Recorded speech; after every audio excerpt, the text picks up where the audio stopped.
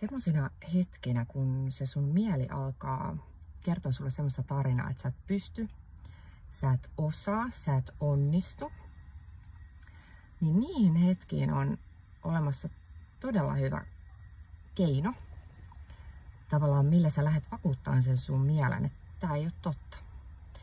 Eli sitä voi kutsua esimerkiksi tämmöiseksi positiivisuuskansioksi, turvasatamaksi, ihan mikä se sulle sopii, mutta teet semmoisen paikan, mihin sä talletat niitä kauniita sanoja, ihania onnistumisen hetkikuvia, mitä tahansa materiaalia, mikä muistuttaa sua siitä, että miten sä oot onnistunut, miten sä oot taitava ja miten sä oot arvokas.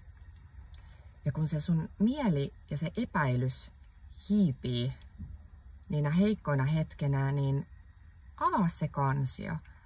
Katso niitä hetkiä ja niitä onnistumisia. Miten upeita juttuja sä oot tehnyt, missä sä oot onnistunut, miten upeita palautetta sä oot saanut.